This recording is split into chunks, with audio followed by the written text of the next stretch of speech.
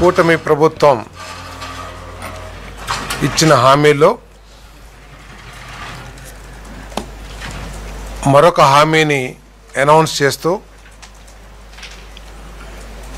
కూటమి ప్రభుత్వం యొక్క విశ్వసనీయత మా ప్రియతమ నాయకుడు చంద్రబాబు నాయుడు గారి కమిట్మెంట్ టువర్డ్స్ పబ్లిక్ ఏదైతే ఉందో అది ఎస్టాబ్లిష్ అయిందని చెప్పేసి మనవి చేస్తా ఉన్నాను. నేను ఇప్పటికే ఎన్టీఆర్ భరోసా ద్వారా 34,000 కోట్లు,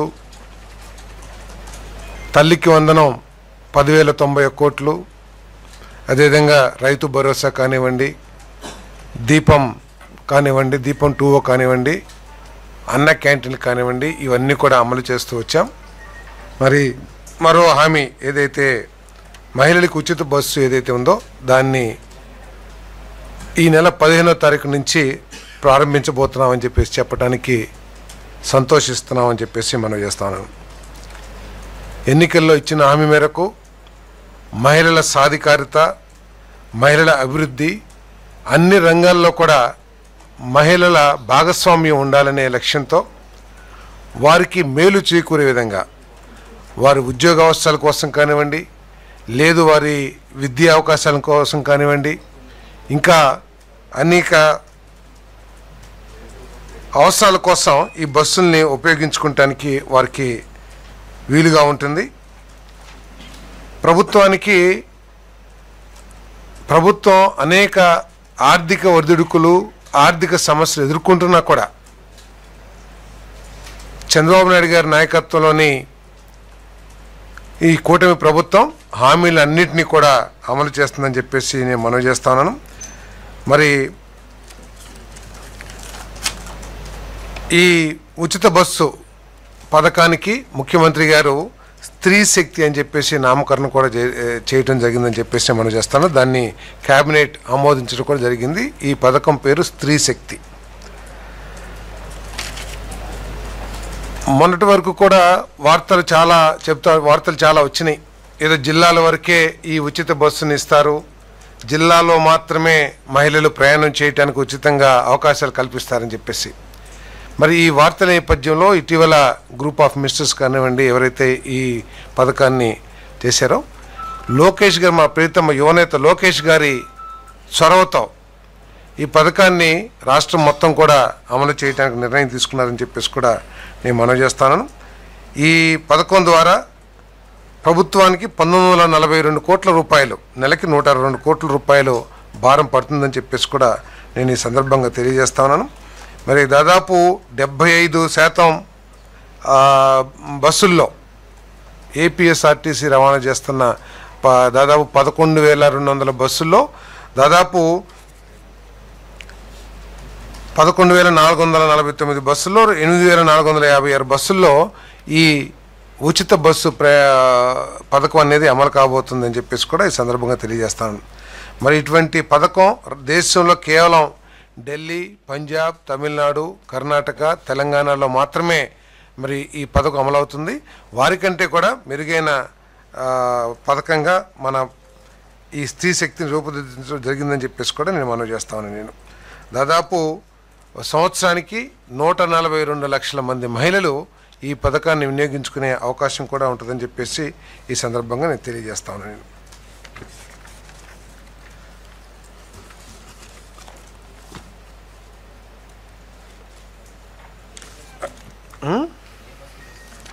బస్సులా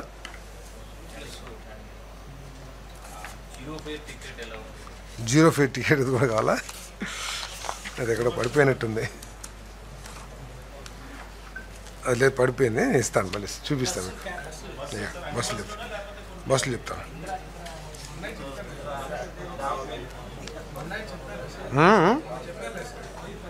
చెప్తాను.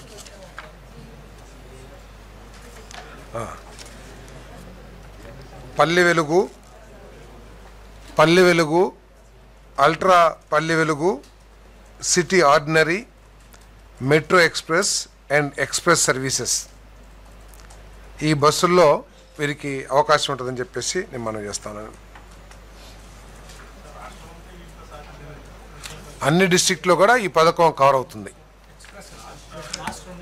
లాస్ట్ది metro express and express services.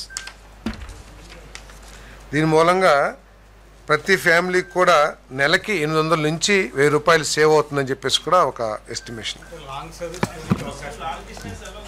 అయ్యా అన్ని డిస్ట్రిక్ట్స్లో కూడా ఈ పథకం అమలు కాబడుతుంది. అన్ని డిస్ట్రిక్ట్స్లో కూడా.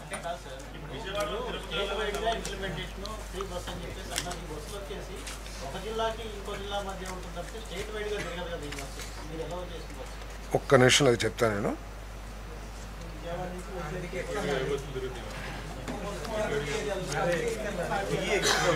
ఒకసారి తెలుసుకోండి.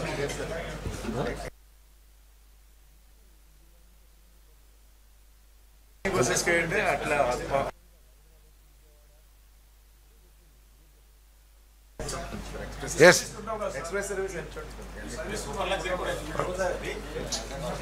తర్వాత ఐటీ మరియు ఎలక్ట్రానిక్స్ మరియు కమ్యూనికేషన్ విభాగం land incentive for tech hubs policy lift policy 4O.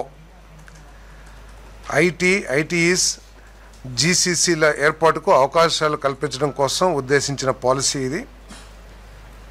ఇదేంటంటే ముఖ్య ఉద్దేశం ఏంటంటే రాష్ట్ర విభజనలో మనం హైదరాబాద్ను కోల్పోయి చాలా నష్టపోయిన విషయం మనందరికీ తెలిసిందే. ఐటీ సెక్టర్లో హైదరాబాద్ బాగా డెవలప్ అయింది. మరి అంతేకాకుండా ఒక రెవెన్యూ జనరేటింగ్ సెంటర్ని తెలంగాణ మొత్తానికి కనుక మనం తీసుకున్నట్లయితే హైదరాబాదే రెవెన్యూ జనరేటింగ్ సెంటర్. సో అటువంటి రెవెన్యూ జనరేటింగ్ సిటీని వదులుకొని మన రాష్ట్రం వచ్చిన తర్వాత మరి ఇక్కడ ఐటీని సాఫ్ట్వేరు అన్ని రంగాలను కూడా అభివృద్ధి చేసుకోవాల్సిన అవసరం ఉందని చెప్పేసి కూడా ప్రభుత్వం భావిస్తూ ఉంది. అంతేకాకుండా హైదరాబాద్లో దాదాపు 1,00,00,000 కోట్ల రూపాయలు ఐటీ సర్వీసెస్ ఎక్స్పోర్ట్స్ బిజినెస్ జరుగుతూ ఉంటే, బెంగళూరు అదేవిధంగా 3-4 లక్షల కోట్ల వ్యాపారం జరుగుతూ ఉంటే మన రాష్ట్రంలో అది 5-10 వేల కోట్లు కూడా చేరుకోపోవటం ఆలోచించాల్సిన విషయం అని చెప్పేసి నేను మనవి చేస్తా ఉన్నాను. నేను మరి ఈ రాష్ట్రంలో ఐటీని అభివృద్ధి చేయాలంటే పెద్ద పెద్ద సంస్థలు ఏదైతే ఉన్నాయో వాటిని రాష్ట్రంలో ఎకో సిస్టమ్ని డెవలప్ చేసి వాళ్ళందరూ కూడా ఇక్కడికి వచ్చేటట్లు మౌలిక వసతులు ఏర్పాటు చేయాల్సిన అవసరం ఉందని చెప్పేసి నేను ప్రభుత్వం భావిస్తుందని చెప్పేసి మనం చేస్తాను. ఎందుకంటే ఇతర రాష్ట్రాల్లో ఇతర సిటీస్లో బెంగళూరు కానివ్వండి, హైదరాబాద్ కానివ్వండి, లేకపోతే మెడ్రాస్ కానివ్వండి, అక్కడంతా ఏంటంటే భూముల ధరలు ఇతర కాస్ట్ విపరీతంగా పెరిగిపోవటం కానివ్వండి, ట్రాఫిక్ కంజెషన్తో అనేక సమస్యలు అక్కడ ఎంప్లాయీస్ ఎదుర్కోవటం కానివ్వండి, వీటన్నిటి మూలంగా ఈ పెద్ద పెద్ద సంస్థలు రీలొకేట్ చేసుకుంటానికి కూడా ఆలోచన చేసే పరిస్థితులు ప్రస్తుతం దేశంలో ఉన్న విషయం మనందరం కూడా గమనిస్తూ ఉన్నాం. సో దానికోసం అని చెప్పేసి వారిని ఆహ్వానించాలంటే ఇక్కడ, ఎందుకంటే అక్కడి నుంచి ఇతర సిటీస్ నుంచి వచ్చి ఇక్కడ ఏర్పాటు చేసుకోవాలంటే వారికి ఒక క్యాపిటల్ కాస్ట్ విపరీతంగా అవుతుంది. కాబట్టి వాటి కోసం తక్కువ ధరకి, అత్యంత తక్కువ ధరకి భూముల్ని వారికి ఏర్పాటు చేసే ఆలోచన ఈ పాలసీ యొక్క ముఖ్య ఉద్దేశం అని చెప్పేసి నేను మనవి చేస్తా ఉన్నాను నేను. మరి ఎందుకంటే ఇటువంటి సంస్థల్ని ప్రోత్సహించేటప్పుడు మరి ఏ సంస్థలు అయితే ఫార్చ్యూన్ 500 యూరప్ లిస్ట్లో ఉన్నాయో, అదేవిధంగా ఫార్చ్యూన్ గ్లోబల్ 500 లిస్ట్లో ఉన్నాయో, లేకపోతే ఫోర్బ్స్ గ్లోబల్ 2000 లిస్ట్లో ఉన్నాయో, ఫార్చ్యూన్ 1000, ఫార్చ్యూన్ 500 ఈ లిస్ట్లో ఏదైతే స్థానం సంపాదించిన సంస్థలు ఉంటాయో, అదేవిధంగా $1 బిలియన్ టర్నోవర్ కానివ్వండి, లేకపోతే అసెట్స్ కానివ్వండి ఉన్న సంస్థల్ని మరి గుర్తించి వాటికి ఈ భూమిని అందిస్తారని చెప్పేసి, కేటాయిస్తారని చెప్పేసి నేను ఈ పాలసీ ప్రకారం కేటాయిస్తారని చెప్పేసి మనవి చేస్తా ఉన్నాను. మరి ఈ సంస్థలన్నీ కూడా కనీసం 3,000 మందికి జాబ్, పర్ ఎకర్ 500 మందికి జాబ్ ఇవ్వాల్సిన అవసరం ఉంటుంది ఇది మన ఐటీ సెక్టర్లో.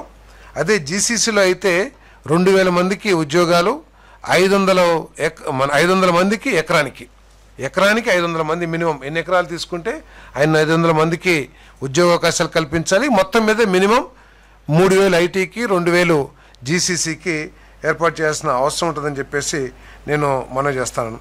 ఎందుకంటే దీని యొక్క ఈ పాలసీ యొక్క ఉద్దేశం ఏంటంటే ఈ రాష్ట్రంలో టాలెంట్ చాలా ఉంది మన దగ్గర. టాలెంట్ బ్యాంక్ అనేది ఇతర రాష్ట్రాలతో పోలిస్తే మన రాష్ట్రంలో చాలా ఎక్కువగా ఉంది. మీరు 140 దేశాల్లో మన రాష్ట్రానికి సంబంధించిన యువకులు సాఫ్ట్వేర్లో కానివ్వండి, ఐటీలో కానివ్వండి, మరి వాళ్ళు పనులు చేస్తున్న విషయం అందరికీ కూడా తెలుసు. కాబట్టి ఇక్కడ టాలెంట్ ఉంది. కాబట్టి ఇటువంటి సంస్థల్ని, పెద్ద సంస్థలు ఎవరైతే ఉన్నాయో, ఎక్కువ ఉద్యోగ అవకాశాలు ఎవరైతే ఇవ్వగలరో ఆ సంస్థల్ని ఆహ్వానించడం కోసం ఇక్కడ ఎకోసిస్టమ్ డెవలప్ చేయాల్సిన అవసరం ఉందని చెప్పేసి ప్రభుత్వం భావిస్తుందని చెప్పేసి కూడా నేను తెలియజేస్తా ఉన్నాను. ప్రతి ఎకరానికి అంటే కొన్ని కండిషన్స్ కూడా పెట్టి ఇవన్నీ కూడా ఇవ్వడం జరుగుతుందని చెప్పేసి మనం చేస్తాను. జీసీసీ డెవలపర్ అయితే కమిట్మెంట్స్ ప్రతి ఎకరానికి 1,00,000 స్క్వేర్ ఫీట్ భవనాలు ఏర్పాటు చేయాలి. 20% భవనాలు తీసుకున్న అంటే వాళ్ళు నిర్మాణం చేసే భవనాల్లో 20% యాంకర్ టెనెంట్, అంటే ముందే టెనెంట్ని ఫిక్స్ చేసుకుని మరి ఆ భవనాల నిర్మాణం భవనాలు ప్రారంభించాలని చెప్పేసి నిబంధన ఏర్పాటు చేశారు. అర్హులైన ఐటీఈసీ, జీసీసీలకు 50% ఈ ఫ్లోర్ ఏరియా ఏదైతే ఉందో అది అమ్మాల్సిన అవసరం ఉంటుంది. సేల్ అగ్రిమెంట్ అయిన 6 నెలల్లో భవన నిర్మాణం ప్రారంభించాలి. ఏదైతే గవర్నమెంట్తో సేల్ అగ్రిమెంట్ చేసుకుంటారో 6 నెలల లోపల నిర్మాణ పనులు ప్రారంభించాలని చెప్పేసి నిబంధనలు ఏర్పాటు చేయడం జరిగింది. అదేవిధంగా ఐటీ పార్క్లో ప్రతి ఎకరానికి 1,00,000 చదరపు అడుగుల భవనాలు నిర్మించాలి. 10 లక్షల చదరపు అడుగుల భవనాలు మినిమం ఏర్పాటు చేయాలి. ప్రతి ఎకరానికి 500 ఉద్యోగాలు, సేల్ అగ్రిమెంట్ అయిన 6 నెలల్లోనే బిల్డింగ్స్ నిర్మాణం చేయాలని చెప్పేసి కూడా కండిషన్ పెడతాం జరిగిందని చెప్పేసి మనం చేస్తాం. అంతే కదండి, నిర్మాణంలో ఉన్నప్పుడు ఉద్యోగాలు ఎట్లా ఇస్తారు?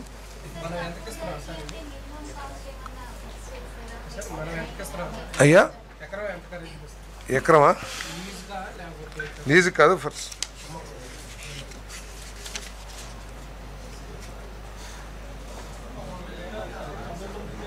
ఎస్ వాటికి అదే ధరకి వీటికి కూడా ఏదైతే $1 బిలియన్ టర్న్ ఓవరు లేదా అసెట్స్ లేదా ఫార్చ్యూన్ 500 ఉన్నాయో అదే ధరకి వీరికి కూడా ఇచ్చే కార్యక్రమం చేయబోతా ఉన్నాం. 6 నెలల్లో ప్రారంభించాలి. తర్వాత జీసీసీ ఏదైతే కాంప్లెక్స్ నిర్మాణం చేస్తారో, గ్లోబల్ క్యాపబుల్ సెంటర్స్ నిర్మాణం చేస్తారో వాళ్ళు ముందే 20% ఫ్లోర్ ఏరియాకి యాంకర్ టెనెంట్స్ని తీసుకొస్తే వారికి కూడా ప్రోత్సాహకాలు ఉన్నాయి. వైజాగ్, అమరావతి, తిరుపతి ఎక్కడైనా సరే వారి ఇష్టాలను బట్టి. యువజనాభివృద్ధి, పర్యాటక మరియు సాంస్కృతిక శాఖ ఆపరేషన్ అండ్ మెయింటెనెన్స్ సేవల నాణ్యతను పెంచుకోవడానికి మనందరికీ తెలిసిందే ఆంధ్రప్రదేశ్లో అత్యంత అందమైన టూరిజం స్పాట్స్ చాలా ఉన్నాయి. అరకు కానివ్వండి, విశాఖపట్నంలో కానివ్వండి, లేకపోతే మన భవానీ ద్వీపంలో కానివ్వండి, ఇటువంటి 22 ప్లేసెస్ ఉన్నాయి. అక్కడ ఇప్పటికే ఏపీటీడీసీ టూరిజం డెవలప్మెంట్ ఏపీటీడీసీ వారు హోటల్ రన్ చేస్తూ ఉన్నారు. సో అవన్నీ కూడా సరిగ్గా నడవట్లేదని వాటిని ఇంకా అప్గ్రేడ్ చేయాలనే ఉద్దేశంతో కొత్త పెద్ద పేరెన్నిక గల హోటలియర్స్ని, హోటల్ ఇండస్ట్రీలో, హాస్పిటాలిటీ ఇండస్ట్రీలో ఎవరైతే ఉన్నారో వాళ్ళందరినీ కూడా ఆహ్వానించడం జరిగింది. మరి వీళ్ళందరికీ కూడా కొన్ని అర్హతలు నిర్ణయించి, అంటే కనీసం 3 నగరాల్లో రిసార్ట్స్ కానీ స్టార్ హోటల్స్ కానీ నిర్వహిస్తూ ఉండాలి. 3 సంవత్సరాల పాటు వరుసగా అవి ఆపరేషన్లో ఉండాలి. వాళ్ళు ఏదైతే హోటల్స్ రన్ చేస్తున్నారో అవి 3 ఇయర్స్ నుంచి కంటిన్యూగా రన్నింగ్లో ఉండాలి. గత 5 నుండి 7 సంవత్సరాల్లో వీరి యాన్యువల్ టర్న్ ఓవర్ తాము చేపట్టే ప్రాజెక్టుకి సమానంగా ఉండాలి 3 ఇయర్స్ నుంచి 5 ఇయర్స్లో. అదేవిధంగా స్టార్ రేటింగ్ కలిగి ఉండాలి. కనీసం 418 మంది ఉద్యోగస్తులు పనిచేస్తూ ఉన్న సంస్థలకి దీనికి అర్హులు. వీరు హోటల్, రిసార్ట్స్, రెనోవేషన్, అప్గ్రేడేషన్ తదితర కార్యకలాపాల్లో ఎక్స్పీరియన్స్డ్ అయ్యి ఉండాలి. ఇటువంటి సంస్థల్ని మరి ఆహ్వానించి రేపు 33 ఇయర్స్కి వీరికి లీజ్కి ఇవ్వటానికి ఈ ప్రతిపాదన చేయటం జరిగిందని చెప్పేసి మనం చేస్తాను. మరి అవసరమైతే ఈ లీజ్కి ఇచ్చిన తర్వాత అడిషనల్ ల్యాండ్ ఉంటే ఆ ల్యాండ్లో డెవలప్మెంట్ చేయడానికి కూడా అప్పుడు పరిస్థితులను బట్టి ఫీజు నిర్ణయించి అవకాశం కూడా ఇస్తుందని చెప్పేసి నేను మనవి చేస్తాను. 22 ప్లేసెస్లో ఉన్నాయి, 6 క్లస్టర్స్గా చేసి వాటిని లీజ్కి ఇస్తారు.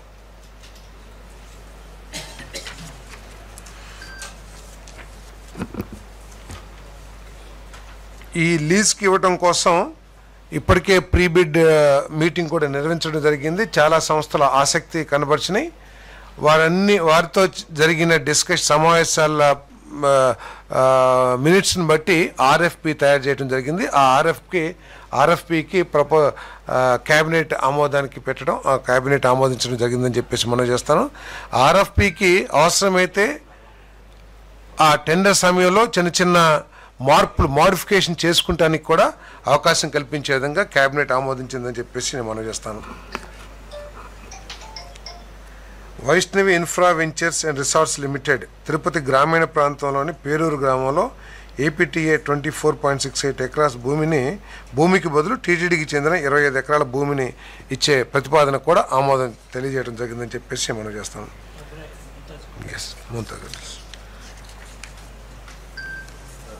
ఏపీ ఎక్సైజ్ పాలసీ 2024కు సవరణలో మరి గత సంవత్సరం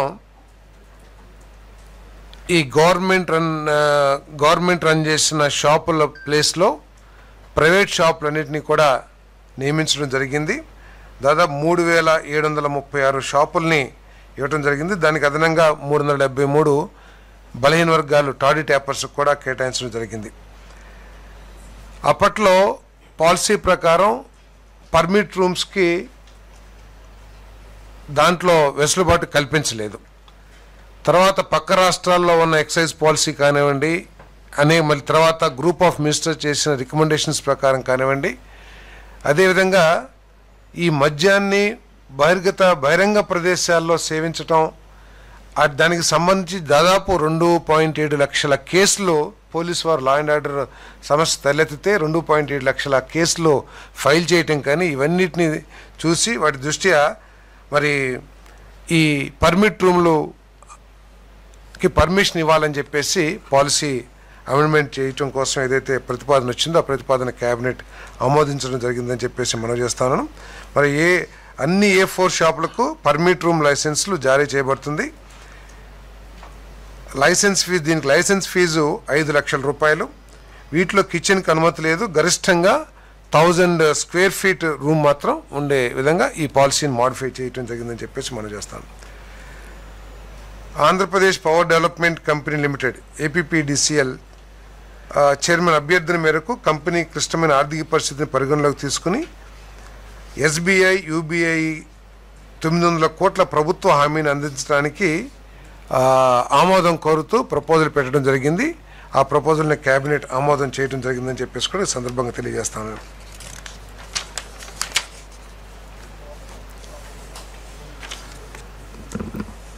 మరి ఈ ఆమోదంలో ఈ ప్రపోజల్లో ఈ APPDCL ఏదైతే ఆర్థిక సంస్థలతో రుణం తీసుకుంటుందో దానికి సంబంధించి ఈ ఇంట్రెస్ట్ ఛార్జెస్ ఏదైతే ఉంటాయో అవి MCLR రేట్స్తో సమానంగా ఉండే విధంగా వారు చర్యలు తీసుకోవాలి.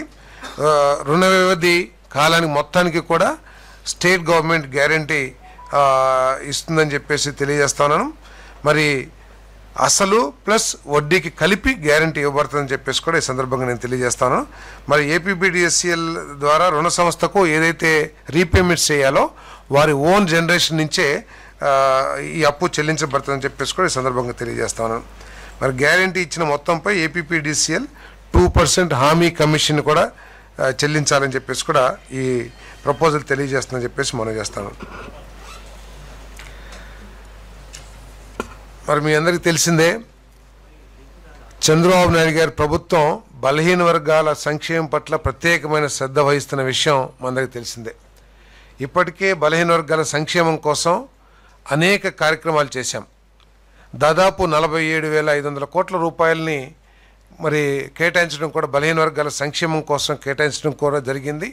దాంట్లో భాగంగానే మరి మత్స్యకారులకి వేట నిషేధ సమయంలో 10,000 రూపాయలు కానివ్వండి, అదేవిధంగా నాయి బ్రాహ్మణులకి ఏదైతే గౌరవ వేతనం ఉందో దాన్ని 10,000 నుంచి 25,000 రూపాయలకి పెంచడం కూడా జరిగిన విషయం మీ అందరికీ కూడా తెలిసిందే. మరి ఈరోజు ప్రత్యేకంగా ఈ హెయిర్ కటింగ్ సెలూన్ల నిర్వాహకులకు అంటే ముఖ్యంగా నాయ బ్రాహ్మణ సోదరులకు మద్దతు ఇవ్వటానికి, సామాజిక సమానత్వాన్ని ప్రోత్సహించడానికి నెలకు 150 యూనిట్ల నుండి 200 యూనిట్ల వరకు ఉచిత విద్యుత్తును సరఫరా చేయడానికి మరి ఈరోజు ప్రతిపాదన కేబినెట్ ఆమోదించడం జరిగిందని చెప్పేసి మనవి చేస్తాను. ప్రజాగలంలో ఇచ్చిన హామీ మేరకు 2025-26కు 50 కోట్లు కేటాయించడం జరిగింది. మరో 50 కోట్లు ఇవ్వటం ద్వారా 40,808 హెయిర్ కటింగ్ సెలూన్లకు లబ్ధి చేకూరుతుందని చెప్పేసి కూడా ఈ సందర్భంగా తెలియజేస్తాను. 40,808 సెలూన్స్ అన్ని యూనిట్లకి ఇస్తాం మేము. 150 నుంచి 200 యూనిట్లకి ఫ్రీ, వాళ్ళు పే చేసుకుంటారు. ఈ 200 యూనిట్లకి ఇచ్చేస్తాం. ఏదైనా సరే హెయిర్ కటింగ్ సెలూన్స్ ఇప్పటికీ సర్వే చేసిన దాని ప్రకారం 40,800 షాప్స్ సర్వే చేయడం జరిగింది. ఆ షాప్స్ అన్నిటికి కూడా ఇవ్వడం దాటినా కూడా 200 యూనిట్లు ఫ్రీగా ఇస్తాం. గవర్నమెంట్గా దాదాపు 100 కోట్ల రూపాయలు భారం పడుతుంది అనుకుంటున్నాం. 100 కోట్లు సుమారు. ఏపీఎస్పీడీసీఎల్, ఏపీసీపీడీసీఎల్, ఆర్డిఎస్ఎస్ అంటే విద్యుత్ నాణ్యతని పెంచడానికి కానివ్వండి, లేకపోతే ట్రాన్స్మిషన్లో ఉన్న లోపాలను సవరించడానికి కానివ్వండి, మరి ఆర్డిఎస్ఎస్ స్కీమ్ని టేకప్ చేసిన విషయం అందరికీ తెలిసిందే. ఇప్పటికే ఎస్పీడీసీఎల్, సిపిడిసిఎల్ ఈ పనుల్ని నిర్వహిస్తూ ఉంది. దీంట్లో 60% కేంద్ర ప్రభుత్వం భరిస్తూ ఉంది, 40% రాష్ట్ర ప్రభుత్వం కానీ లేకపోతే రాష్ట్ర ప్రభుత్వం రుణాలు తీసుకుని కానీ ఈ ప్రాజెక్ట్ని పూర్తి చేయాల్సిన సందర్భంలో ఏపీఎస్పీడీసీఎల్ 3,547.57 కోట్ల మొత్తానికి మరియు ఏపీసీపీడీసీఎల్ 1,029.37 కోట్ల మొత్తానికి ప్రభుత్వ హామీని కోరటం జరిగింది. మరి దానికి 2% గ్యారంటీ కమిషన్ కూడా ప్రభుత్వానికి చెల్లించే పొందుపరచడం జరిగింది. మరి దానికి క్యాబినెట్ ఆమోదం కూడా తెలియజేసిందని చెప్పేసి మనం చేస్తాం. సార్ ఫిగర్ సార్, ఎస్పీడీసీఎల్ 3,544.57 కోట్లు మొత్తం. అదేవిధంగా ఏపీ సిపిడిసిఎల్కి 1,029.37 కోట్ల మొత్తానికి ప్రభుత్వ హామీని కోరింది.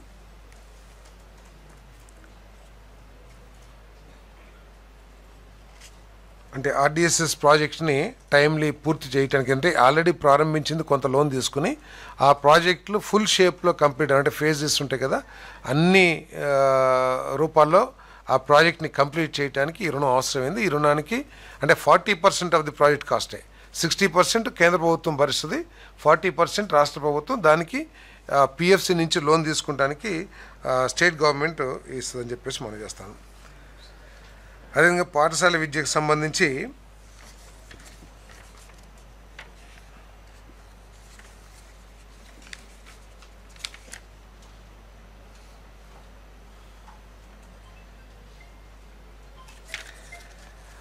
పోయిన గవర్నమెంట్ మనందరికీ కూడా గుర్తుండే ఉంటుంది.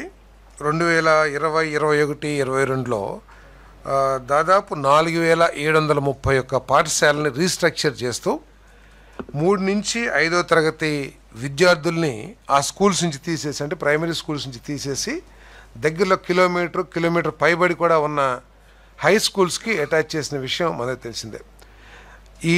ఆ నిర్ణయం మూలంగా దాదాపు 2.5 లక్షల మంది విద్యార్థులు ఎఫెక్ట్ అవ్వడం జరిగింది. ఆ దూర ప్రాంతాలు అంటే ఆ చిన్న వయసులో దూర ప్రాంతాలకు వెళ్ళలేరు, రోడ్లు దాటాలి అని రకరకాల సమస్యలు ఆ రోజు తల్లిదండ్రులు ఆందోళన చేయటం కానివ్వండి, అనేక సమస్యలు ఆ రోజు ప్రజలు లేవనెత్తిన విషయం తెలిసిందే. అయినా కూడా ప్రభుత్వం ముందుకెళ్ళింది, ఆనాటి ప్రభుత్వం.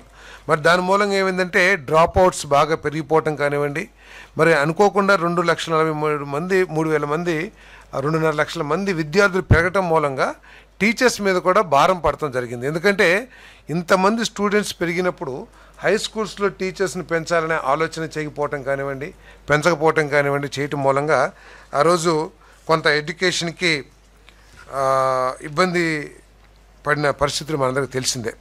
దానికి తోడు ఆ రోజు టీచర్స్ కూడా చాలా డ్యూటీస్ ఉండే, బాత్రూంలో ఏదో ఫోటోలు తీయటము, లేకపోతే ఏదో రకరకాల యాప్స్ ఇవన్నీ కూడా ఉండే.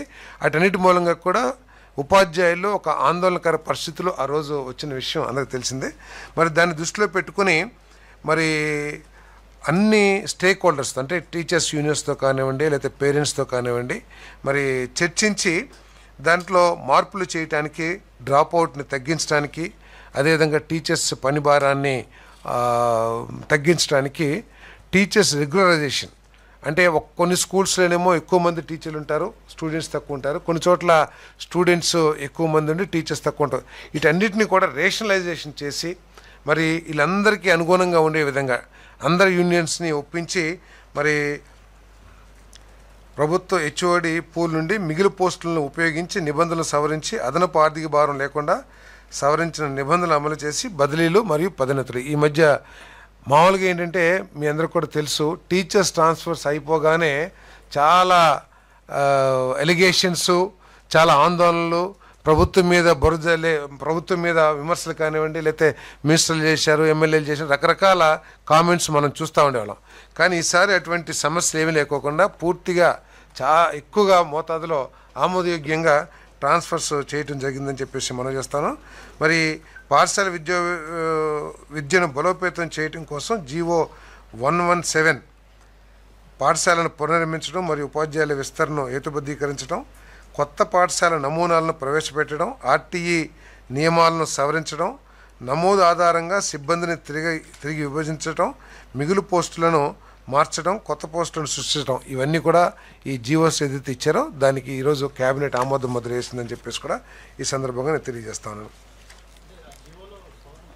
సవరణలు చేశారు అంటే గతంలో ఏదైతే వారు స్కూల్ పిల్లల్ని అంటే ప్రైమరీ స్కూల్ నుంచి అప్పర్ ప్రైమరీకి హై స్కూల్కి ఏదే మార్చాలని నిర్ణయం తీసుకున్నారో దాంట్లో వచ్చిన సమస్యల్ని దృష్టిలో పెట్టుకుని వాటిని సవరించడం, ఆ సమస్యను తొలగించడం కోసం ఈ నిర్ణయాలను కూడా చేయడం జరిగింది. జీవోలు ఆల్రెడీ ఇష్యూ చేశారు.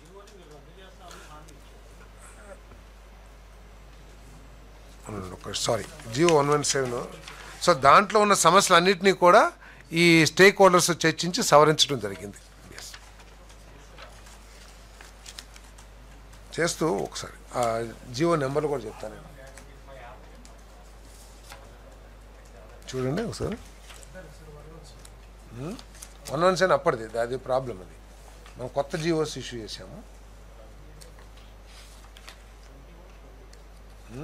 21 అదే school education. GOMS number 19 ratification of GOMS number 19, 20, 21, 33. ఎస్ అంటే 117లో ఉత్పన్నమైన సమస్యల్ని అధిగమించడం కోసం.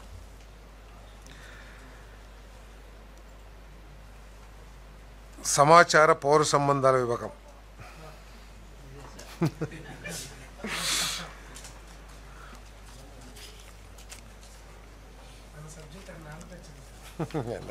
మీకు ఇంకా మెరుగైన పాలసీ ఇవ్వాలనేది ప్రభుత్వం యొక్క ఉద్దేశం. సో దానికోసం ఇవన్నీ కూడా చేయడం జరిగిందని చెప్పేసి మనం చేస్తాను.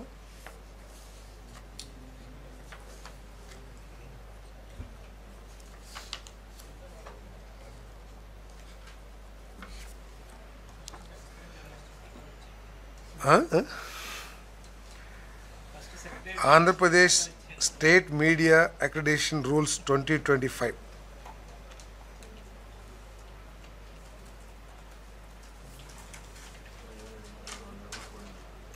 For grant of accreditation to the media representatives at the state headquarters, publishing centers and in the districts of Andhra Pradesh, and to consider the recommendation of the group of ministers committee in this regard.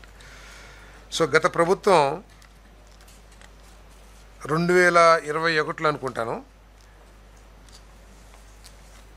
Accreditation policy తీసుకొచ్చి దాంట్లో journalist unions కానివ్వండి, సంఘాలకు కానివ్వండి, ఎవరికి ప్రాతినిధ్యం లేకుండా చేయటమే కాకుండా 20,000 ఉన్న 20,610 అక్రిడిటేషన్ మెంబర్స్ ఉంటే, జర్నలిస్ట్ ఉంటే దాన్ని 13,099 మందికి తగ్గించడం జరిగిందని చెప్పేసి మనం చేస్తాను. మరి ఈరోజు గ్రూప్ ఆఫ్ మినిస్టర్స్ తర్వాత ఈ ప్రభుత్వం ఇటీవల కొన్ని మాసాల క్రితం జర్నలిస్ట్ యూనియన్స్తో కానివ్వండి, లేకపోతే డిఫరెంట్ గ్రూప్స్ ఏదైతే ఉన్నాయో, స్మాల్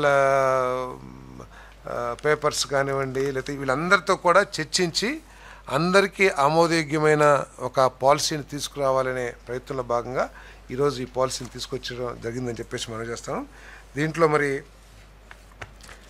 ఈ స్మాల్ బిగ్ ఏదైతే పేపర్స్ ఉంటాయో వాటికి కూడా గతంలో తగ్గించడం కోసం, జర్నలిస్టులను తగ్గించడం కోసం ఈ సర్క్యులేషన్ని 5 లక్షలు ఆ పైన ఉన్నటినే బిగ్గా, అంటే ఏదైతే లిమిటేషన్స్ ఉంటాయో సర్క్యులేషన్స్కి సంబంధించిన లిమిటేషన్స్, దాన్ని విపరీతంగా పెంచేసి ఈ అక్రిడిటేషన్ కార్డ్స్ తగ్గించడానికి గత ప్రభుత్వం ప్రయత్నం చేసి 20,000 నుంచి 13,000కి తగ్గించిందని చెప్పేసి మనం చేస్తాం. ఇప్పుడు మనం దాన్ని బిగ్ డైలీస్ అంటే 2 లక్షలు, తర్వాత ఆ విధంగా కొన్ని దీంట్లో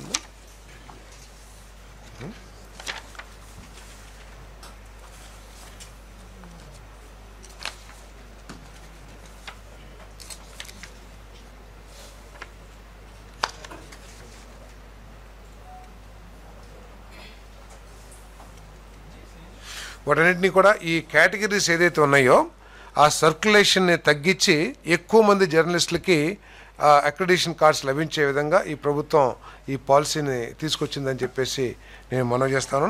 మరి దీని ద్వారా అక్రిడిటేషన్ కార్డ్స్ 1 మాసం టైంలో అందరికి కూడా ఇచ్చే ఏర్పాటు చేస్తాం. మీరందరూ కూడా ఇప్పటి నుంచో ఎదురు చూస్తూ ఉన్నారు. ఎటువంటి ఇబ్బంది లేకోకుండా అర్హత ఉన్న ప్రతి ఒక్కరికి కూడా మరి ఈ అక్రిడిటేషన్ కార్డ్స్ ఇవ్వడం జరుగుతుందని చెప్పేసి మనం చేస్తాను. మరి ముఖ్యమంత్రి గారి సోషల్ మీడియా మీద కూడా ఒక పాలసీ తీసుకురావాలని ఏదైతే కేంద్ర ప్రభుత్వం ఆల్రెడీ ఆలోచించి ఏదో పాలసీ గురించి వర్కౌట్ చేస్తుందో, అదేవిధంగా ఏదైతే గ్రూప్ ఆఫ్ మినిస్టర్స్ దీనికి ఏర్పాటు చేశారో అదే గ్రూప్ ఆఫ్ మినిస్టర్స్ని సోషల్ మీడియా మీద కూడా ఒక పాలసీ తీసుకురమ్మని చెప్పేసి ముఖ్యమంత్రి గారు ఆదేశించడం జరిగిందని చెప్పేసి నేను సందర్భంగా నేను మనవి చేస్తాను. నేను తప్పకుండా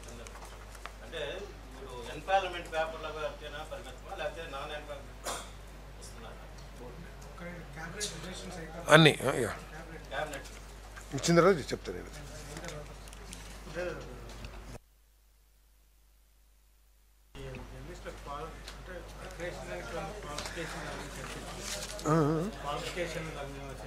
ఏ క్వాలిఫికేషన్స్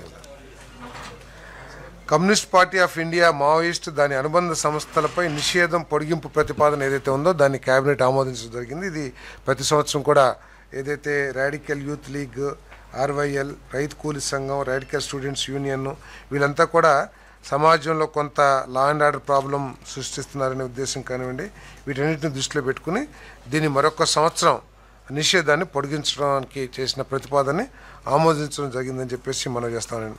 ఎందుకంటే వీళ్ళు ప్రజల ప్రాణాలతోనూ ఆస్తులతోనూ ప్రజల ప్రాణాలను ఆస్తులను రక్షించడానికి మరియు రాష్ట్రంలో శాంతి మరియు ప్రశాంతతను కాపాడటానికి దాని అనుబంధ సంస్థలు చట్టవిరుద్ధ సంఘాలుగా ప్రకటిస్తూ ఏపీ ప్రభుత్వం నోటిఫికేషన్లో జారీ చేసింది. ఏపీ పబ్లిక్ సెక్యూరిటీ యాక్ట్ 1992 యొక్క సెక్షన్ 3 మరియు దాని ఉప క్లాజుల ప్రకారం నోటిఫికేషన్లు 1 సంవత్సరం పాటు అమల్లో ఉంటాయి. దీన్ని మరో సంవత్సరం పొడిగించడం జరిగింది.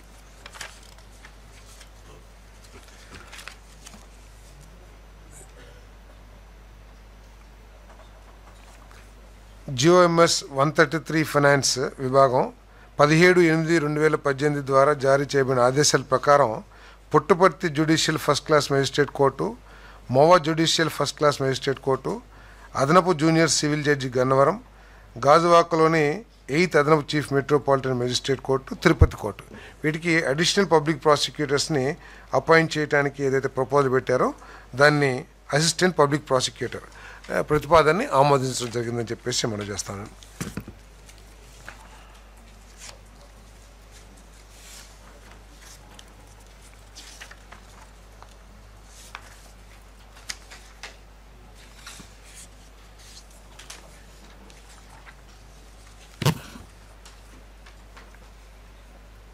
కేబినెట్ సబ్ కమిటీ సిఫార్సుల ఆధారంగా 2025-28 బార్ పాలసీని ఆమోదించేందుకు ఎక్సైజ్ శాఖ చేసిన ప్రతిపాదనకు రాష్ట్ర మంత్రి మండలి ఆమోదం తెలియజేసిందని చెప్పేసి మనం చేస్తాం. బార్ పాలసీ లేదు, రాలేదు.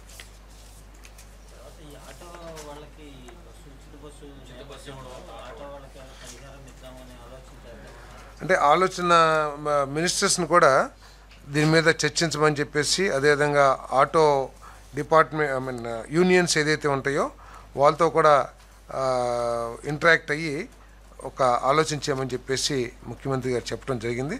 తప్పుకోకుండా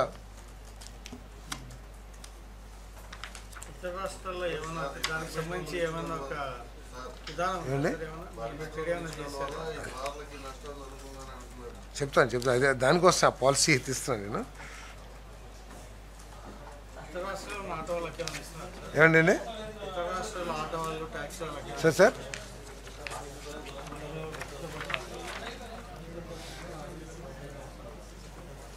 బార్ పాలసీ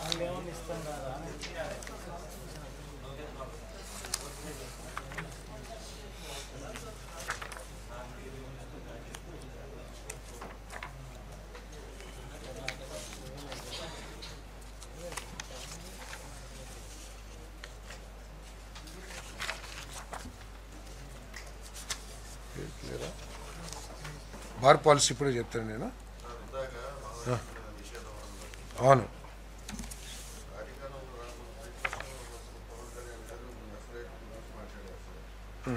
ఒకసారి బార్ పాలసీ అయిపోయినాక దాని గురించి మాట్లాడదాం.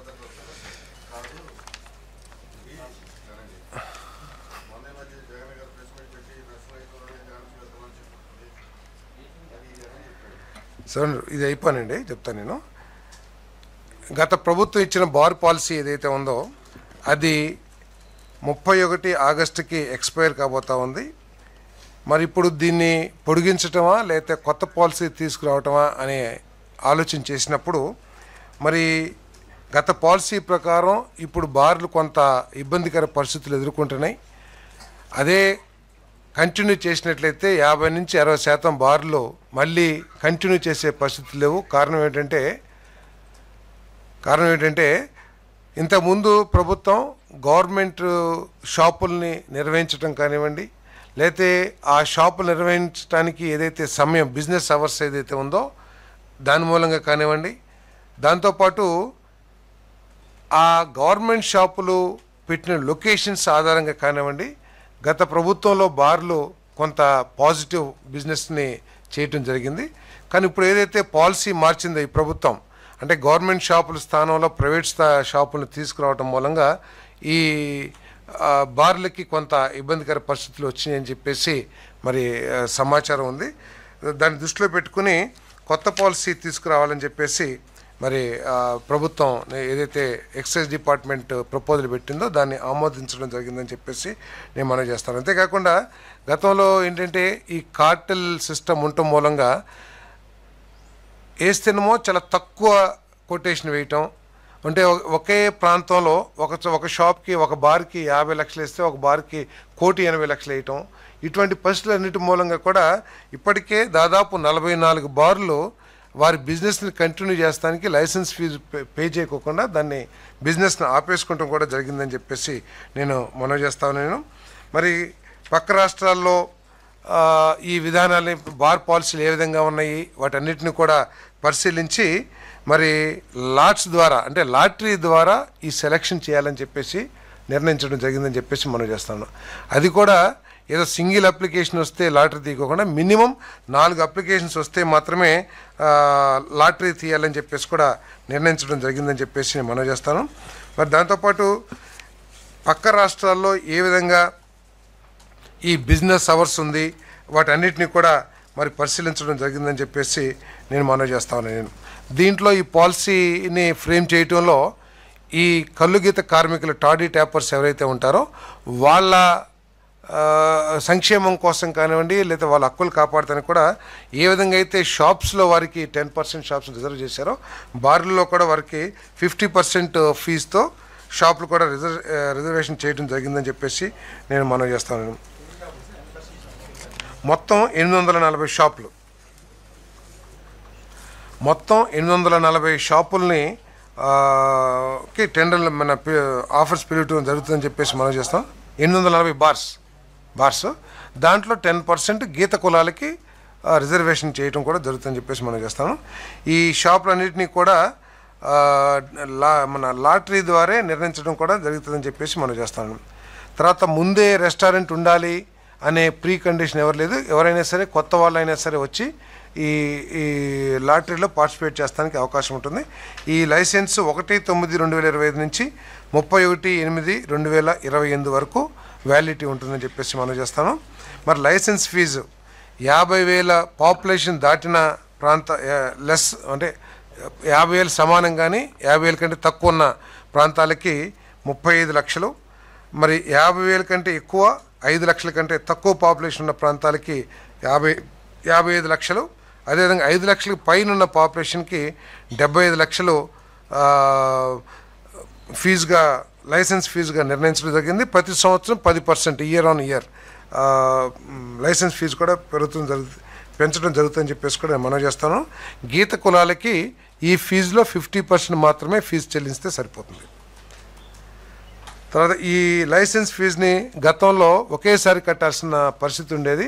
దాన్ని ఇప్పుడు మనం 6 ఇన్స్టాల్మెంట్స్ ఇచ్చి 1 ఇన్స్టాల్మెంట్స్కి బ్యాంక్ గ్యారంటీ ఇచ్చే అవకాశాన్ని కూడా కల్పించడం జరుగుతుందని చెప్పేసి నేను మనవి చేస్తాను. యుఎల్బి ప్రాంతంలో అదేవిధంగా దానికి పక్క హ్యాబిటేషన్స్లో నోటిఫైడ్ టూరిజం షాప్లో కూడా ఈ సెంటర్స్ మన రిలీజియస్ టూరిజం తప్ప మిగతా టూరిస్ట్ ప్లేస్లో కూడా ఈ బార్లు ఓపెన్ చేయబడతాయని చెప్పేసి మనం చేస్తాను. అప్లికేషన్ ఫీజు 5 లక్షలు ప్లస్ 10,000.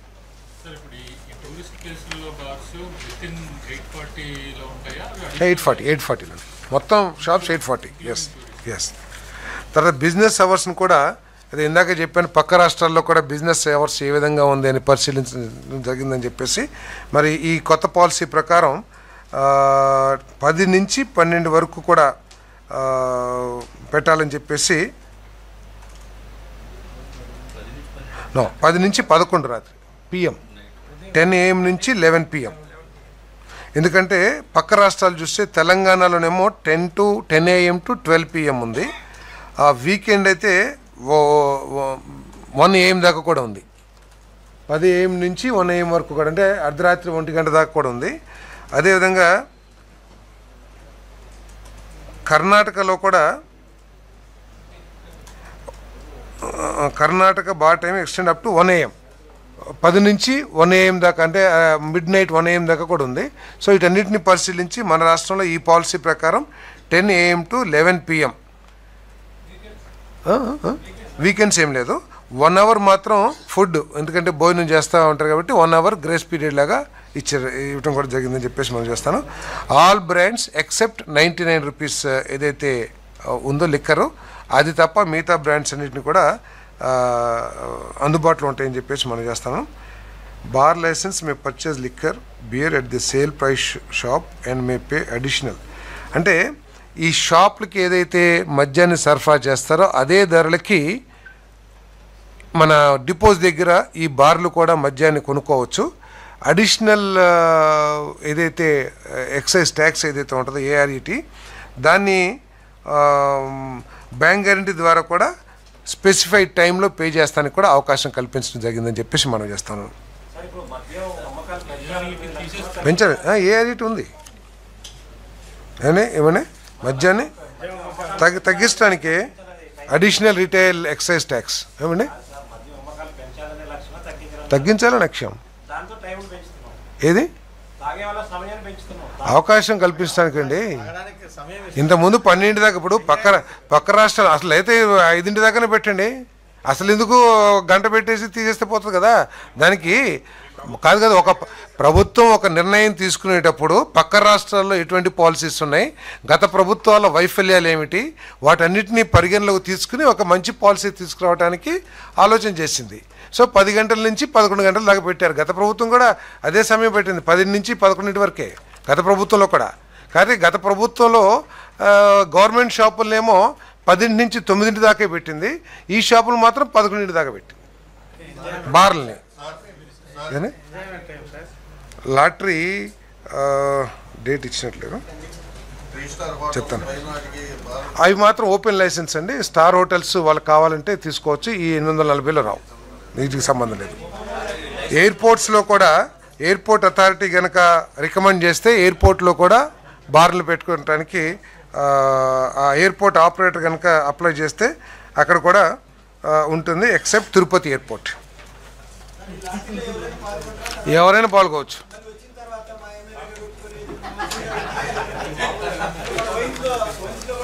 అవునా?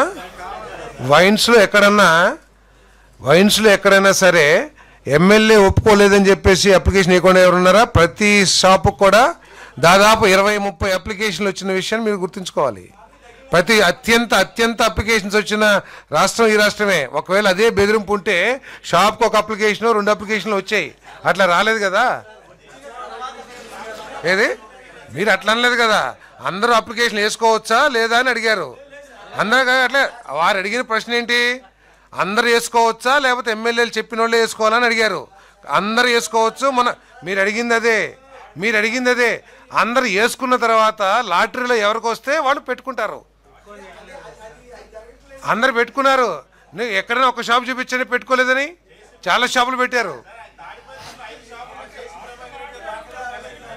సార్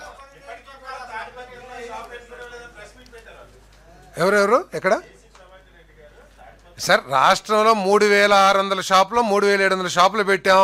మీరేదో 2-3 షాపుల గురించి మాట్లాడి ఏదో ఆంధ్రప్రదేశ్లో ఎవరు అప్లికేషన్ అయిన ఇస్తలేదు, ఎవరు పెట్టుకుని ఇస్తలేట్లా. 3700 షాపుల్లో ఎక్కడ 5-10 మీ బోటల్లో నా బోటల్లో ఉంటే ఏదైనా జరిగి ఉండొచ్చులే. కానీ బట్ వైడ్ రేంజ్లో చాలా ఫ్రీగా షాపులు పెట్టుకున్నారు. ఎక్కడ ఇబ్బంది లేదు. ఇన్ని అప్లికేషన్స్ ఒక షాప్కి వచ్చిన రాష్ట్రం ఏదైనా ఉందంటే అది ఆంధ్రప్రదేశ్. అది గుర్తుంచుకోవాలి మీరు.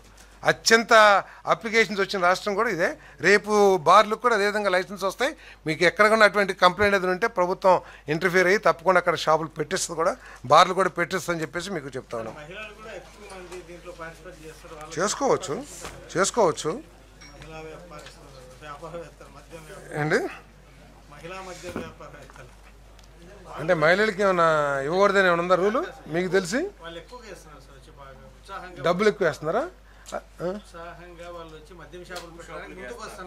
మద్యం షాపులు పెట్టడానికా? పెట్టలేయండి, రానియండి. అదేం లేదు. ఓన్లీ రిజర్వేషను గీత కార్మికులకే, గీత కులాలకు మాత్రమే 50% కన్సెషన్ ఉంది. ఇంకెవరికి లేదు. మీరు ఏదైనా పాలసీస్ చేయాలంటే రేపు పేపర్లో రాస్తే దాన్ని కూడా పరిగణలోకి తీసుకోవాలేమో ఆలోచిస్తాం. మా పాలసీ ఏదైతే పాలసీని ఆమోదించిందో క్యాబినెట్, దాని గురించి చెప్తున్నాం.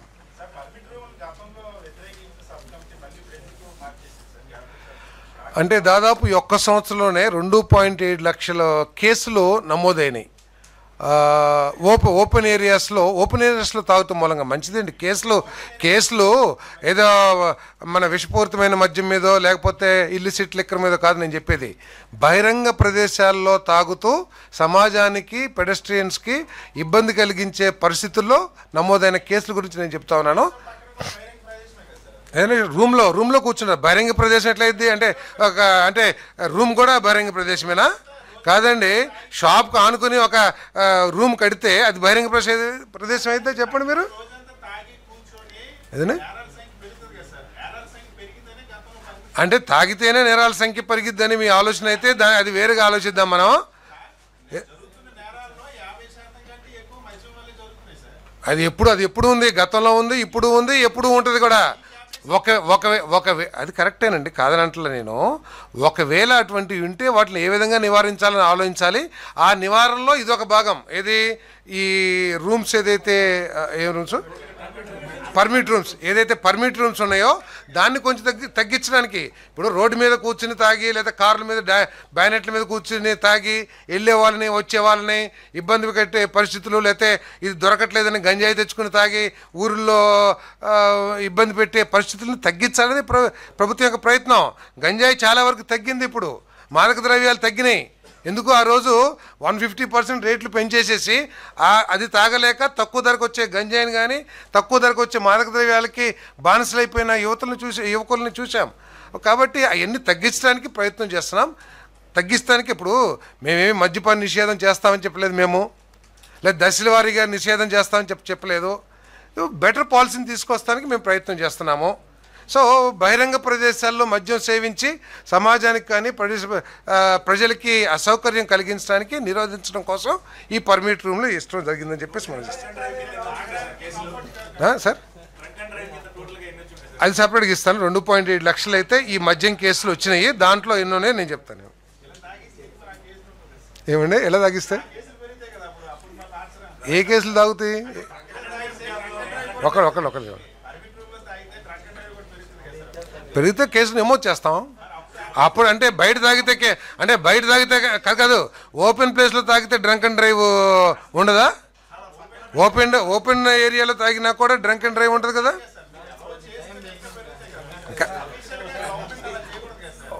ఓపెన్ ఏరియా బహిరంగ ప్రదేశాలలో తాగే పరిస్థితుల్ని నివారించడం కోసం, ఈ లా అండ్ ఆర్డర్ ప్రాబ్లంని నివారించడం కోసం ఈ పర్మిట్ రూమ్లు ఏర్పాటు చేయడం జరిగింది. నీలాగా నాలాగా ఇంటికి తీసుకెళ్ళి తాగే అవకాశం ఉంటే ఇంటికే తీసుకెళ్ళి తాగుతారు. లేదనుకోండి రోడ్ల మీద తాగి, లేకపోతే చెట్ల కింద తాగి, కారుల్లో తాగి, బైకుల మీద తాగి ఆ ఇబ్బంది పడే కంటే ఒక రూమ్ని ఏర్పాటు చేసి దాంట్లో మద్యం సేవించడానికి అవకాశం కల్పిస్తుంది. తర్వాత పరిశ్రమల నాట్ మ్యాండేటరీ పెట్టుకుంటేనే, పర్మిట్ రూమ్ పెట్టుకుంటేనే 5 లక్షల రూపాయలు ఫీజు. ఓకే సార్, లిక్కర్ స్కామ్లో నాకంటే మీకే బాగా తెలుసు, ఎందుకంటే మీరే రాస్తూ ఉంటారు వార్తలో లిక్కర్ స్కామ్లో ఏం జరిగింది, ఎక్కడ జరిగింది. మొన్న ఒకటి నేనేదో ప్రెస్ మీట్ పెడితే ఏదో ఒక టీవీ వారు రాసేసారు, ఏమని పోలీసులకి నోట్ల కట్టలతో పట్టుబడిన పార్థసారథి అని చెప్పేసి. తెలుసా మీకు? ఎవరికి తెలీదా? మళ్ళీ తర్వాత HMTV తర్వాత సారీ చెప్పి మేము దాన్ని మళ్ళీ కింద లోపలంతానేమో నా ప్రెస్ మీటే ఇచ్చారు. ఏది హైదరాబాద్లో 11 కోట్లు దొరికినాయి, బెంగళూరులో 14 కోట్లు దొరికినాయి, డంప్ దొరికిందని చెప్తే దాంట్లో ఓకే రైట్ తమ్నేల్ చేస్తాం. తమ్నేల్ అదే ఎస్ తమ్నేల్ ఎస్ నేను కదా వార్త అంతా కరెక్ట్గానే రాశారు. వార్త నేను ఏదైతే ప్రెస్ మీట్లో చెప్పాను. అదేవిధంగా ఏపీఐసి ద్వారా 7,500 కోట్ల రుణం సమీకరించి పరిశ్రమల అభివృద్ధికి వినియోగించేందుకు పరిశ్రమలు మరియు వాణిజ్య శాఖ చేసిన ప్రతిపాదనకు మంత్రిమండలి ఆమోదం తెలిపిందని చెప్పేసి ఆమోదం తెలిపింది. ఇప్పుడు ప్రభుత్వం ఈ పరిశ్రమల్ని పెంచడానికి, MSMEని పెంచడానికి ఏ విధంగా ప్రయత్నం చేస్తుందో, ఇండస్ట్రీస్ని రాష్ట్రంలోకి తీసుకొచ్చి ఈ 5 సంవత్సరాల కాలంలో 20 లక్షల ఉద్యోగాలు కల్పించాలనే లక్ష్యంతో ఎంత కమిట్మెంట్తో పనిచేస్తుందో మనం కూడా చూస్తూ ఉన్నాం. ఇప్పటికే దాదాపు 7 లక్షల కోట్ల రూపాయల పెట్టుబడులు వాస్తవ రూపంలో పనులు కూడా ప్రారంభించడం జరిగింది. సో దాంట్లో భాగంగా ప్రతి నియోజకవర్గంలో కూడా ఒక ఇండస్ట్రియల్ ఎస్టేట్ని ఏర్పాటు చేయాలనేది ఈ ప్రభుత్వం యొక్క లక్ష్యం. ఇప్పటికే 50 నియోజకవర్గాల్లో ఇటువంటి ఇండస్ట్రియల్ ఎస్టేట్స్ కూడా ఏర్పాటు జరిగిందని చెప్పేసి మనం చేస్తాను. మరి ఇంకా ఏర్పాటు చేయడానికి ఇప్పటికే దాదాపు 10,000 ఎకరాలు ప్రభుత్వం దగ్గర, ఏపీఐసి దగ్గర ఉన్నాయి ఇండస్ట్రియల్ ఎస్టేట్లో. ఇంకా ఒక 30,000 ఎకరాలు సేకరించి ఇండస్ట్రీస్ని ఆహ్వానించాలని చెప్పేసి, ఇండస్ట్రియల్ ఏర్పాటు చేయాలనుకున్న వాళ్ళకి భూమిని ఎస్టేట్స్ డెవలప్ చేసి మౌలిక వసతులు ఏర్పాటు చేసి ఎవరైతే వ్యాపారాలు మన పరిశ్రమ స్థాపించాలనుకుంటారో వారి కోసం ఏర్పాటు చేయాలని ఈ 7,500 కోట్ల రూపాయలు సేకరించడానికి ఏదైతే ప్రతిపాదన చేసిందో దాన్ని కేబినెట్ ఆమోదించడం జరిగిందని చెప్పేసి మనం చేస్తాను.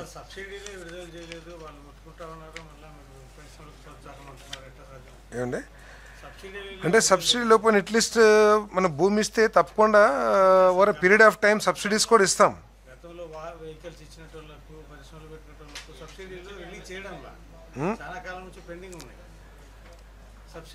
అది వాస్తవమే. అంటే ఒక చోట సబ్సిడీలు ఇవ్వలేదని చెప్పి సబ్సిడీలు ఇవ్వకపోవటం అనేది గత ప్రభుత్వం నుంచి మాకు వారసత్వంగా వచ్చిన విషయం మీ అందరికీ తెలిసింది. ఈ ఒక్క సంవత్సరంలోనే మిగిలిపోయిన సబ్సిడీలు ఏమీ లేవు. గత 5 సంవత్సరాల నుంచి కూడా సబ్సిడీలు ఇండస్ట్రీస్కి రాలేదనేది చాలా ఉన్నాయి. కొన్ని అప్పులు తీరుస్తూ ఉన్నప్పుడు రైతులకి 1,600 కోట్లు ఇవ్వలేదు, అది ఇచ్చాము.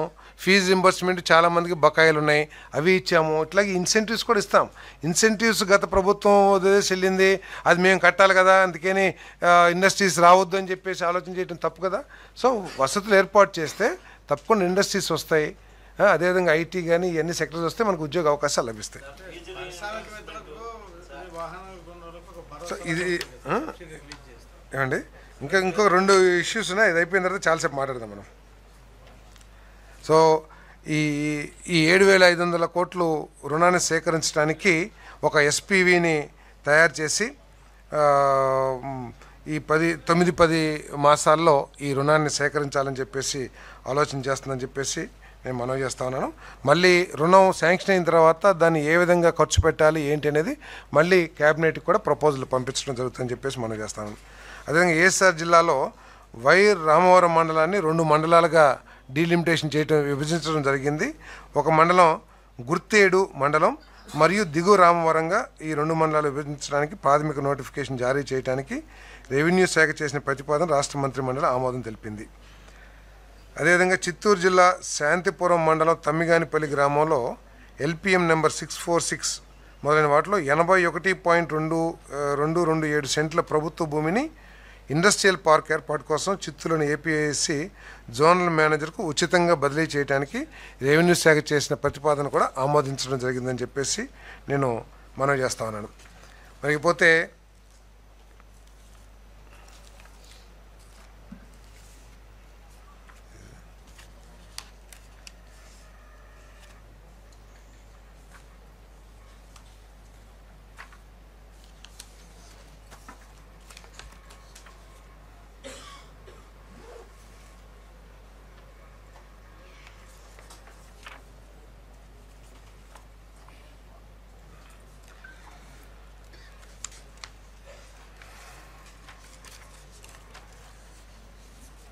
మరొక పథకం ఈ చేనేత కార్మికుల కోసం ప్రత్యేకంగా వారి అభివృద్ధి కోసం వారి వృత్తి అభివృద్ధి కోసం ఈరోజు మంచి కార్యక్రమాన్ని రేపు హ్యాండ్లూమ్ డే ఉంది కదా, ఆ సందర్భంగా ప్రభుత్వం అనౌన్స్ చేయడం జరిగింది. దీంట్లో ఏమిటంటే హ్యాండ్లూమ్స్కి 200 యూనిట్లు, తర్వాత గృహాల్లో నిర్వహించే పవర్లూమ్స్కి 500 యూనిట్లు ఫ్రీగా ఇచ్చే కార్యక్రమం చేస్తూ ఉన్నాం. దానికి 190 కోట్ల రూపాయలు పర్ యానం రాష్ట్ర ప్రభుత్వం భారం భరిస్తుందని చెప్పేసి మనం చేస్తాను. ఏదైతే సొసైటీస్ నుంచి యాప్కు కొనుగోలు చేస్తుందో దాని మీద 5% రీయింబర్స్మెంట్ హ్యాండ్లూమ్ ప్రోడక్ట్స్ మీద ఇచ్చే కార్యక్రమం కూడా అనౌన్స్ చేయడం జరిగింది. అది 15 కోట్ల రూపాయలు ప్రతి సంవత్సరం కూడా ప్రభుత్వం మీద భారం పడుతుందని చెప్పేసి మనం చేస్తాను. అదేవిధంగా cooperative handloom waiver thrift fund scheme 5 కోట్ల రూపాయలు కేటాయించడం జరిగింది. ఎన్టీఆర్ పెన్షన్ భరోసా స్కీమ్ 4,000 రూపాయలు, అంటే 50 సంవత్సరాలకి ఏదైతే చేతి వృత్తుల వారికి ఇస్తామో వీరికి 4,000 రూపాయలు, అంటే 438.59 కోట్ల రూపాయలు ఇవ్వటం జరిగింది. గత ప్రభుత్వంలో ఈ పథకాలన్నింటినీ కూడా రద్దు చేసి నేతన్న నేస్తాం అని చెప్పేసి 24,000 రూపాయలు కుటుంబానికి ఇవ్వటం జరిగింది. అప్పుడు దాదాపు 93,000 కుటుంబాలకు ఎంత ఇచ్చారు, సంవత్సరానికి 188.25 కోట్లు ఇవ్వటం జరిగింది. నేతన్న నేస్తం కార్యక్రమం కింద ఇవ్వటం జరిగింది, వైఎస్ఆర్ నేతన్న నేస్తం. ఈరోజు 648 కోట్లు విద్యుత్ సబ్సిడీ కానివ్వండి, ఎన్టీఆర్ భరోసా 50 సంవత్సరాల వయసు కానివ్వండి, లేదు వేవర్స్ థ్రిఫ్ట్ కానివ్వండి, లేకపోతే జిఎస్టీ రీయింబర్స్మెంట్ కానివ్వండి, 648 కోట్లు ఇవ్వటం జరిగింది. దీనికి అదనంగా నేతన్న భరోసా 25,000 రూపాయలు కూడా ఇవ్వటం జరుగుతుందని చెప్పేసి మనం చేస్తాను. ఇది ఈ ప్రభుత్వం యొక్క కమిట్మెంట్. బలహీన వర్గాలకి, మత్స్యకారులకు కానివ్వండి, గీత కార్మికులకు కానివ్వండి, అదేవిధంగా నాయి బ్రాహ్మణులకు కానివ్వండి, పద్మశాలీలకు కానివ్వండి, కొన్ని వేల కోట్ల రూపాయలు మరి వారి అభివృద్ధి కోసం కేటాయిస్తున్న విషయాన్ని మరి అందరూ కూడా గమనించాల్సిన అవసరం ఉందని చెప్పేసి నేను మనవి చేస్తాను. రేపు మంగళగిరిలో కూడా ఈ కార్యక్రమాన్ని పెద్ద ఎత్తున ఈ ప్రభుత్వం నిర్వహించబోతుందని చెప్పేసి కూడా మనవి చేస్తాను. 93,000 మంది ఎంతోమంది ఉంటారని అన్నారు. నా దగ్గర ముందైతే ఈ 648 కోట్లు ఏదైతే ఉందో ఎన్టీఆర్ పెన్షన్ ఇవన్నీ ఉన్నాయి కదా, అవి ఇచ్చేస్తారు. త్వరలో ఇది కూడా 25,000 రూపాయలు కూడా ఇవ్వడం జరుగుతుంది. 93,000 కుటుంబాలు ఉంది. అది చేతి వృత్తుల వారికి కొన్ని వీళ్ళకి ఇచ్చి రేపు కార్యక్రమం భాగంగా దీన్ని అనౌన్స్ చేయటం జరిగింది. చెప్పండి. ఫేక్ సొసైటీస్ ఉంటే వాటి మీద తప్పకుండా చర్యలు తీసుకుని తగ్గించడానికి ప్రయత్నం చేస్తాం. ఫేక్ సొసైటీస్ అయితే, అందుకని ఫేక్ సొసైటీస్ పేరు మీద నిజమైన సొసైటీలని, నిజమైన చేనేత సోదరులకి నష్టం చేయం. సరే, లూలు సంస్థకు ఏదైతే ఆర్టీసీ ఇచ్చేదో ఈ క్యాబినెట్ మంత్రుల మధ్య ఎక్కడ క్యాబినెట్లో ఎక్కడ కూడా భిన్నాభిప్రాయాలు రాలేదు. ఏదైతే ప్రపోజల్ వచ్చిందో ఆ ప్రపోజల్ని ఆమోదించడం జరిగింది.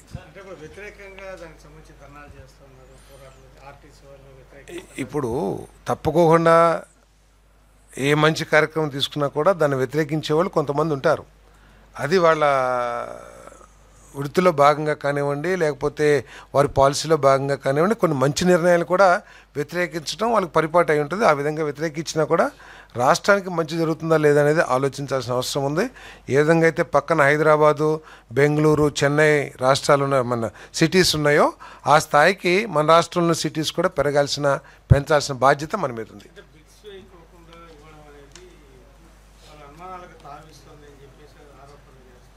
రైట్.